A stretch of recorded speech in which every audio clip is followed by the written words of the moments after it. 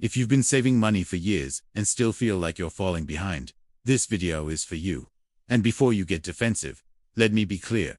This is not an attack on discipline, responsibility, or common sense. Saving money used to work. It made sense. It was logical. But for regular Americans today, the rules quietly changed while everyone kept repeating the same advice. And that disconnect is what's hurting people the most. Most people were taught that saving is the foundation of financial security. You put money aside, you build a cushion, you avoid risk, and over time, you're supposed to feel safer. But many Americans are doing exactly that, and still feel anxious, trapped, and one emergency away from chaos. That's not because they're bad at saving. It's because saving alone no longer protects you from the system you're in. Think about how this plays out in real life. You work, you budget, you skip things you want, you move money into a savings account, and you feel responsible for doing it. But every year, the cost of living rises faster than what your savings can keep up with. Rent goes up, groceries go up, insurance goes up, healthcare goes up. Meanwhile, your savings earns almost nothing. On paper, you're doing the right thing. In reality, your money is standing still while everything around it is moving. This creates a quiet psychological trap. You're told to save more. So when you feel stressed, you assume the problem is you. You think you didn't save enough. You think you should have been more disciplined. You blame yourself instead of questioning whether the strategy itself still works. And that self-blame keeps people obedient, anxious, and stuck. Saving money today is framed as safety. But for many regular Americans, it functions more like delay. Delay of freedom, delay of choices, delay of relief. You're postponing life in exchange for a future that keeps moving further away. And the most dangerous part is that this delay feels responsible, so you rarely question it. There was a time when saving worked because the environment supported it. Wages grew with productivity. Housing was relatively affordable. Healthcare wasn't a financial minefield. Inflation didn't quietly erode purchasing power every year. Back then, money sitting still didn't fall behind as fast. Today, money that doesn't move strategically loses relevance. This is why people feel like they're running on a treadmill. They save, but the finish line keeps shifting. And instead of asking why the treadmill exists, they try to run faster. That's exhausting. And eventually, it breaks people mentally. Another uncomfortable truth is that saving has become a moral badge instead of a functional tool. Society praises savers as responsible adults and quietly shames those who struggle. But morality doesn't change math. You can be disciplined and still be exposed. You can do everything right and still feel unsafe. And when saving becomes more about proving you're responsible than actually protecting you, it stops serving its purpose. This doesn't mean saving is useless. It means saving was never meant to carry the entire weight of your financial future. It was supposed to be one layer, not the foundation. But for regular Americans, saving is often the only tool they're told to use. And when that one tool fails to deliver security, people internalize the failure instead of questioning the advice. There's also a hidden emotional cost. Saving in an environment where it doesn't work creates constant low-level fear. You hesitate to spend. You feel guilty enjoying life. You delay experiences. And even when you save successfully, the relief never really arrives. You're always calculating how quickly it could disappear. That's not peace. That's controlled anxiety. And here's the part nobody likes to say out loud.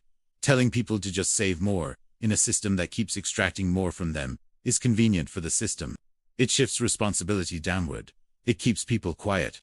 It keeps them blaming themselves instead of noticing structural pressures that saving alone can't solve. The problem isn't that Americans forgot how to save. It's that the conditions that made saving effective eroded, slowly and quietly. And instead of updating the advice, we doubled down on it. We told people to sacrifice more, tighten more, delay more. But sacrifice without leverage doesn't create security. It creates burnout. If saving money feels like you're doing everything right and still losing ground, that feeling isn't random. It's a signal. A signal that the strategy you were taught doesn't match the reality you're reliving in. And ignoring that signal doesn't make it go away. It just makes the frustration deeper. To understand why saving doesn't protect people the way it used to, you have to look at what quietly changed around it. Not in theory. In daily life, the system didn't collapse overnight. It shifted gradually, and most people adapted without realizing what they were adapting to. One of the biggest changes is how inflation actually behaves for regular Americans. Official numbers don't reflect lived experience. Inflation isn't an abstract percentage when you're paying rent, buying food, or covering medical costs. It's a constant pressure that targets necessities first. And when the things you can't avoid rise faster than your income or your savings growth, the math stops working. A savings account that earns almost nothing feels safe because the number doesn't go down, but purchasing power does. And that loss is invisible, which makes it dangerous. You don't feel it all at once. You feel it when your emergency fund no longer covers the emergency, when your savings buys less time, less relief, less margin than you expected.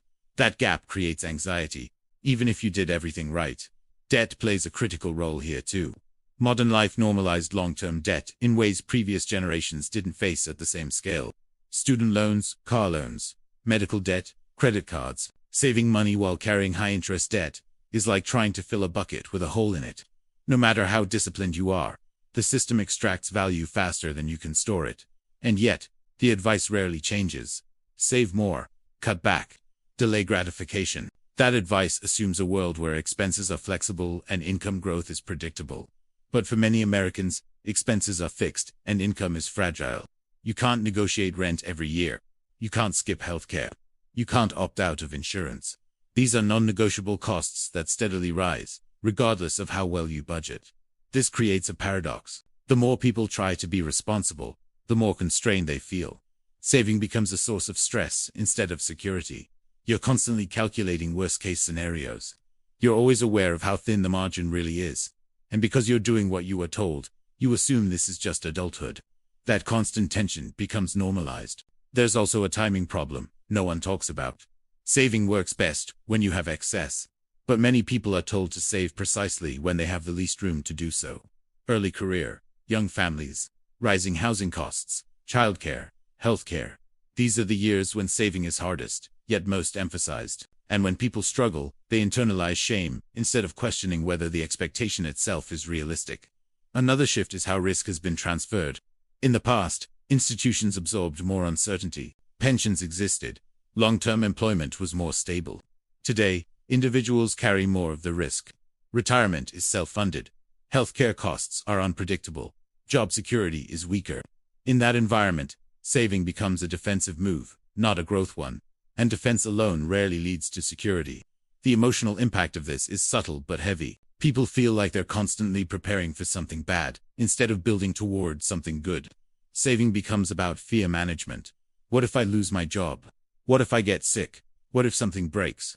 When your financial strategy is built entirely around avoiding collapse, it's no surprise that peace feels out of reach. This is where many people start to feel stuck between two bad options. Spend and feel irresponsible, or save and feel deprived with no real payoff. That tension erodes trust in yourself. You start doubting every decision. And when money decisions are driven by fear, even good habits lose their effectiveness. None of this means saving is pointless. It means saving without context is incomplete. It's like using a seatbelt without brakes. Necessary, but not sufficient. And when saving is presented as the solution, instead of one tool among many, it sets people up for frustration. The real issue isn't that people aren't disciplined enough. It's that discipline can't solve structural pressure on its own. You can optimize behavior endlessly, but if the environment keeps working against you, the outcome won't change much. And when outcomes don't match effort, people burn out. At this point, it's important to be precise about what saving is and what it is not. Saving is not a path to freedom. It's not a growth strategy. And for most regular Americans, it was never designed to be. Saving is a buffer, a tool to reduce fragility. The mistake wasn't saving money. The mistake was believing that saving alone could keep up with a system that moves faster than static cash. Once you understand that, a lot of guilt disappears. You stop treating saving as a moral achievement and start seeing it as a practical function. The goal of saving isn't to win.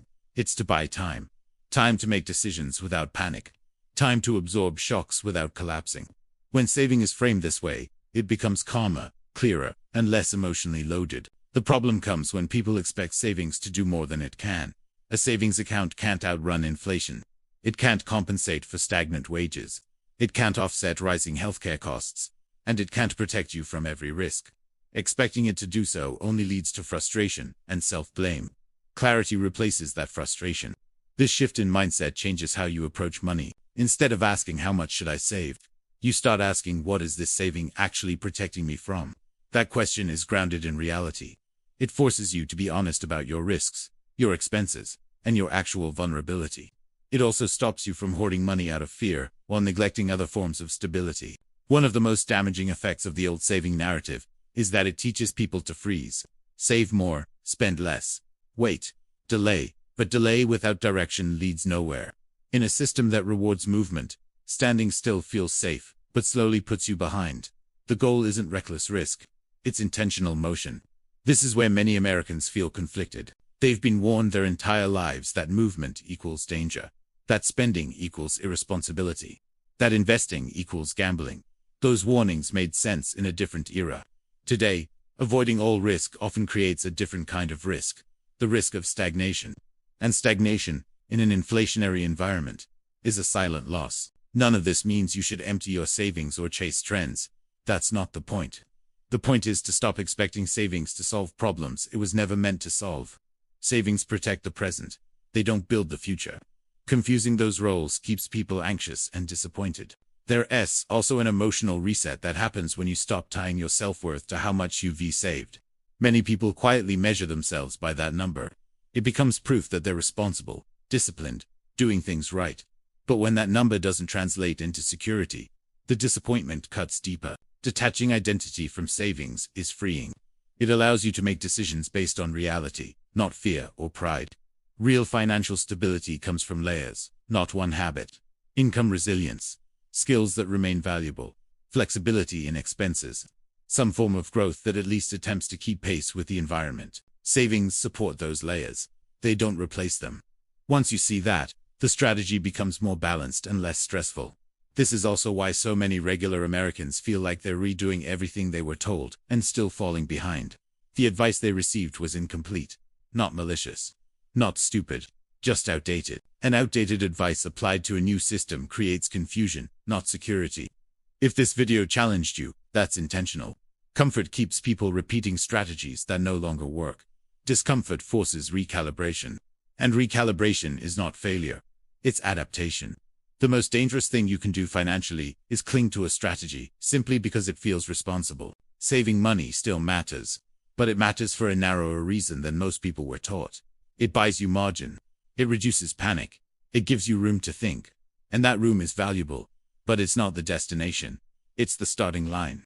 If you walk away from this video with one shift, let it be this. Stop asking saving to be your solution. Let it be your support.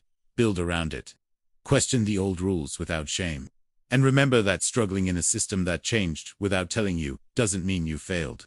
It means the playbook needs updating. Regular Americans don't need more discipline lectures. They need clarity. They need honesty about what works, what doesn't, and why. And once you have that honesty, you can stop chasing a sense of safety that never arrives and start building stability that actually fits the world you're reliving in now. That's not easy. It's not fast, and it doesn't come with guarantees.